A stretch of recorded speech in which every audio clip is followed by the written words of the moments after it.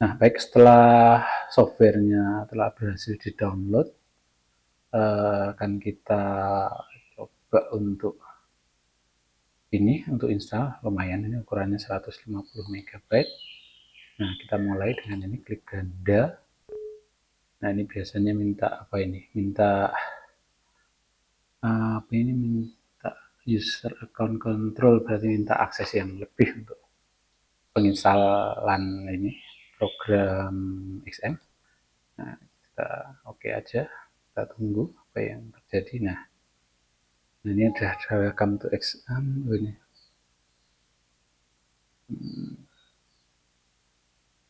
Pokoknya nanti dia oke aja. Nah,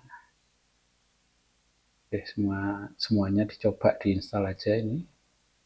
Ini ada MySQL, ada FileZilla FTP server, ada mail server dan Tomcat-nya, lumayan ini berarti. PHP MyAdmin, WebAlyser, Sendmail, wah banyak ini. Coba aja diinstal dulu, yang penting install dulu. Nah, ini sementara di CXM gak apa-apa, tabrak juga. Inggris, oke, pokoknya tabrak dulu. Next dulu.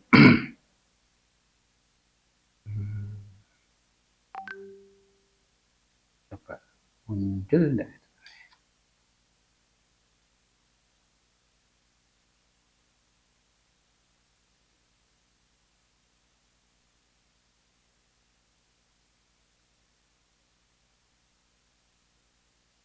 Nah, kalau lama ya bisa videonya bisa di skip, tapi installnya dengan skip ya.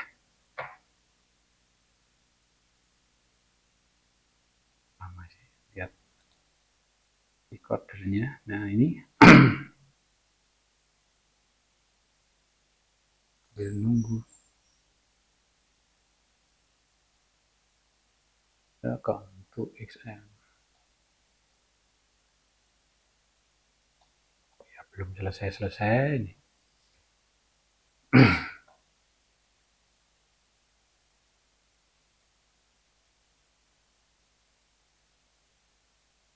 Sudah 2 menit 30 detik. Nah, kita tunggu, ini sudah hampir selesai.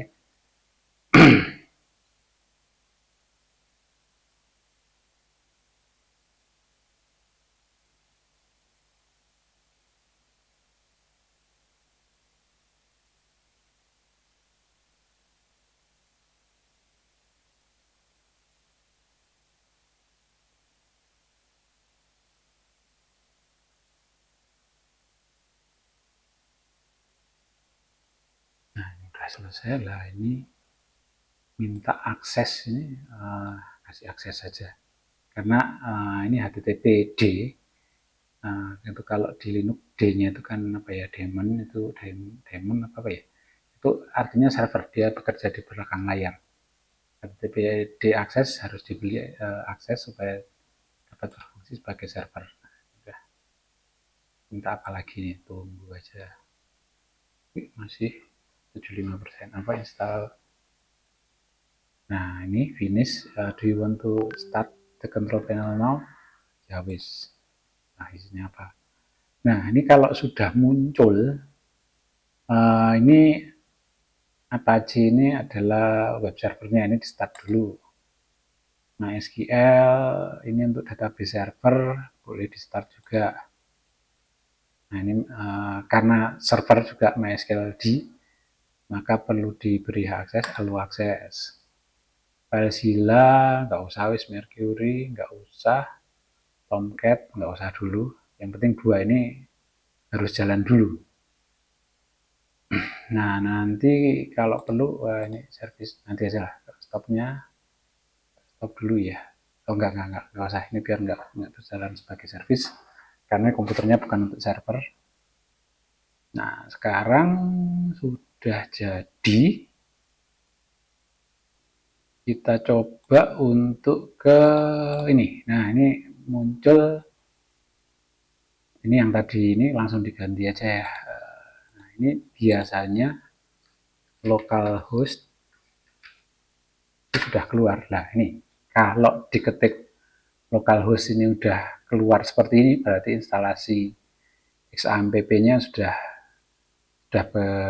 berjalan. Nah, terus bagaimana kita untuk memprogramnya? Kita cari di drive C. Tadi ya, misalnya karena di drive C. Nah, di drive C kita masuk ke mana tadi? XAMPP. Nah, ini ada folder yang cukup banyak, biasanya di htdocs. Nah, ini htdocs. Nah, htdocs ini sudah ada indeks PHP. Ini indeks PHP ini apa ini kalau di open? Nah, ini milih dulu aja opennya. Belum ada, kita pakai notepad aja. Coba ini isinya apa ini? Panjang. Gak usah wis. New aja, new file. Ini indeks PHP-nya di rename dulu ya, indeks asli gitu. Terus kita buat file baru lagi, atau ini masih ya? Oh iya, buat file baru. New file, mana ini? Text dokumen, index.php. Nah, untuk ngeditnya sementara di notepad. Nah, untuk file PHP biasanya dimulai dengan nih, tanda tanya terus PHP dan diakhiri juga tanda tanya. Nah, terus di sini kita dapat mengisi script PHP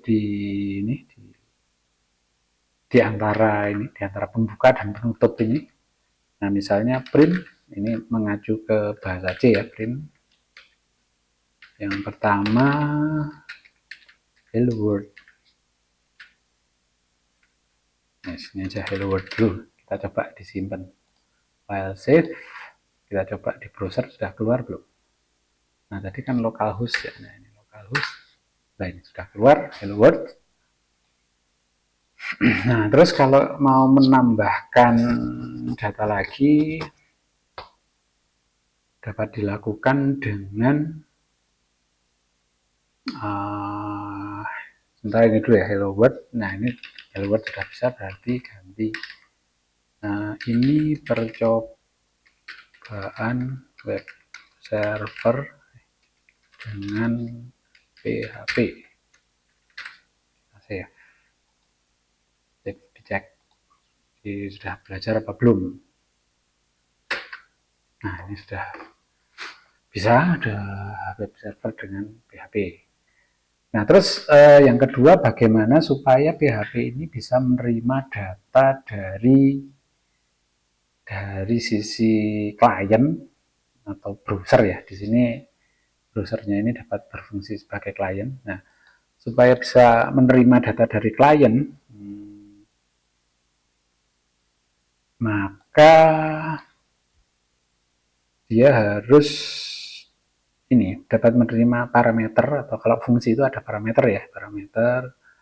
Nanti parameter dikirim ke fungsi, nanti fungsi akan memberi balasan. Nah, kalau di PHP parameternya dapat dituliskan dengan ini. Aslinya tadi kan localhost, biar lengkap ditulis index.php. Nah, ini parameternya adalah dimulai di belakang tanda tanya. Jadi misalnya kalau fungsi kan biasanya x ya, di sini x sama dengan 1. Nah, terus supaya ini dapat diterima di server, maka di servernya harus ada fungsi membaca parameter. Nah, ini saya buat variabel x. Nah, x di sini dapat mengambil parameter x yang dikirimkan dari browser tadi dengan, kalau nggak salah ini $get x. Jadi ini sesuai dengan parameter atau variabel-variabel yang dikirimkan dari browser. Nah, kalau di browsernya di sini x sama dengan 1. Nah, coba di sini nilai x yang dikirimkan adalah, nah ini kalau di PHP bisa parameternya bisa dicampur dalam suatu string. Jadi ini $x. Nah, untuk parameter di PHP biasanya dimulai dengan tanda dolar. Maaf, parameter variabel ya. Jadi di sini adalah variabel X. Nah, ini nanti akan mengembalikan tulisan ini ke browser. Coba apa yang terjadi kalau ini? Oh, kok belum masuk? Oh, belum di save. Kita save dulu. Nah, nilai X yang dikirimkan adalah 1. Bagaimana kalau diganti dengan 2? Nilai X yang dikirimkan adalah 2. Dan seterusnya. Kalau kita ganti dengan 3, maka nilai X yang dikirimkan jadi 3. Oh, nilai yan ya. Yan ini yang.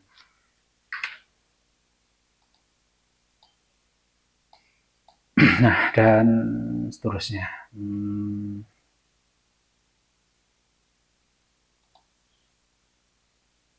Nah, terus kalau parameternya lebih dari 1 bagaimana? Misalnya X dan Y ya, atau X supaya Y biasanya sebagai keluaran fungsi, kita ganti dengan X2. Nah, X2 ini maka getnya X2. Nilai X yang dikirimkan adalah ini. Nah, terus ini kopas saja, copy and paste supaya adalah X2. Nah, di sini untuk membedakan antara X1 dan X2 dipisahkan dengan tanda dan. Dan X2 sama dengan ini 3, saya isi 5 aja ya. Ini.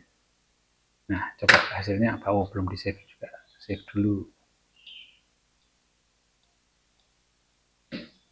Nilai yang dikirimkan adalah 5. Nah, ini tulisannya masih bercampur ya, masih satu baris. Nah, bagaimana untuk memecah baris? Kalau di kita untuk web ini biasanya browsernya berbasis HTML, jadi kita harus memasukkan strip HTML untuk memisahkan baris. Misalkan baris di sini dapat dilakukan dengan BR ini. Kalau nggak salah ini mungkin singkatan dari line break ya, jadi untuk memisah dari baris 1 dan baris 2. Nah, ini hasilnya sekarang nilai X yang dikirimkan adalah 3 dan nilai X2 yang dikirimkan 5. Coba kalau ganti X2-nya 15.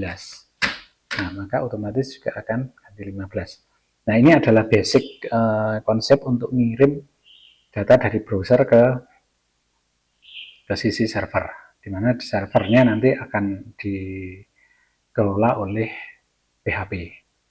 Nah, sementara sekian dulu untuk belajarnya ini, atau kita tambahkan sedikit misalnya untuk menghitung tambah-tambahan ya. Misalnya ini saya ganti bukan X dan X2, tapi nilai A dan B, di mana kita nanti akan menjumlahkan A dan B. Nah, ini get A, get B, nilai A yang dikirim adalah A. Kalau supaya sama, saya kasih BR juga di sini. Terus nilai B yang dikirimkan adalah B. Nah, terus bagaimana menjumlahkannya? Nah, di sini kita buat variabel satu lagi, misal variabel C. SC sama dengan SA. Jadi variabel A ditambah variabel B. Nah, terus nilai A plus B, nilai C ini aja sama dengan A plus B, yang dihitung, yang telah dihitung adalah dolar C. Nah, kita coba ya, ini kita save dulu, save. Ini harusnya 18, benar nggak ini? Apa ini? Oh, masih X dan, nah maka ini harus ganti A dan B. Nah, sudah jadi. Nilai A dan B yang telah dihitung adalah 18. Kita save dulu. Save. Nah, terus mungkin sebagai contoh untuk latihan, biasanya untuk menghitung sisi miring segitiga. Jadi nanti misalnya A untuk sisi datarnya, ini untuk sisi tegaknya, Nah, maka nilai C adalah sisi miringnya. Nah, ini kira-kira bagaimana cara menghitungnya? Nah, nanti kita coba dulu ya. Save as indeks indeks 1 gitu aja, indeks 1.php ini. Nah, biasanya apa ya? Nggak tahu. Ada nggak ya square? Ya, SQR coba aja, nanti kalau nggak mau ya berarti nggak ada fungsi square. Nah, untuk akar kuadrat itu sama SQR tapi ada T-nya, hasilnya dari square root untuk akar kuadrat. Nah, dimana A kuadrat pangkat D, A pangkat 2 plus B pangkat 2. SQRT ya, square root. Nah, kita coba aja. Kalau nggak mau ya nanti dicoba. Biasanya 3, 4, harusnya hasilnya 5. Salah ini. Ya, berarti ada yang salah. Nah, coba SQRA kok hasilnya 7. Oh, yes, anggap aja ini aja lah. A kali A. Mungkin nggak ada fungsi. Ini coba B kali. Oh, salah. Bener ya ini tadi. Nah, nulisnya square rootnya di sini. Ini tetap. Coba kita cek apakah hasilnya sesuai.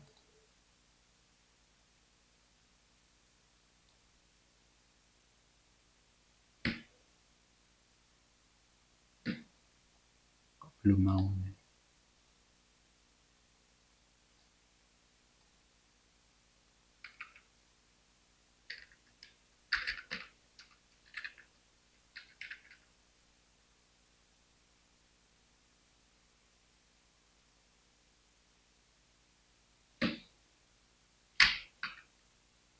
Mau. Oh, indeks 1.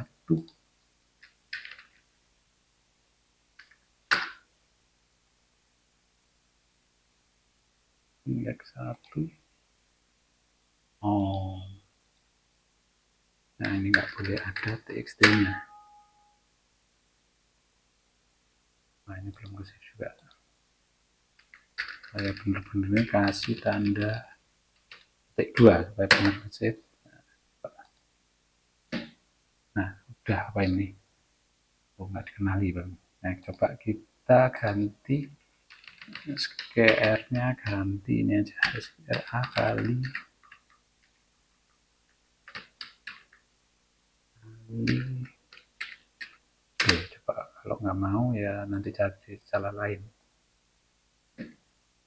Nah, betul ini kan 3 kuadrat sama dengan 9, 4 kuadrat 16, 16 tambah 9 berapa ini? 16 tambah 9 25 ya, 25 kalau diakar 5. Sekarang yang biasanya digunakan lagi berapa ya? Sementara ini dulu aja. Ini contoh hitung kuadrat kalau enggak. Sementara ini silahkan dicoba dulu ini skripnya, skrip untuk menghitung nilai kuadrat supaya ada judulnya. Saya tambahin ini judul, kita pakai ini ya, H1 ini yang paling besar, kita pakai yang H3 supaya nilainya aplikasi PHP untuk menghitung sisi miring segitiga siku. Nah, biasanya tagnya ditutup juga dengan H3. Nah, kita coba save dulu. Nah, ini hasilnya mungkin sudah. Nah, ini contoh untuk belajar PHP ya. Kita tadi karena kuadratnya nggak ada, maka kita gunakan ini ya, A kali A ini kan sama dengan kuadrat ya. Kalau SQRT ada square root-nya ada. B plus B. Nah, ini nantinya bisa dikembangkan untuk aplikasi lain. Nah, untuk belajar PHP tahap awal, sekian dulu. Terima kasih telah menonton ini ya, video untuk install PHP dan coba file PHP tahap awal. Terima kasih, sampai jumpa pada video-video berikutnya.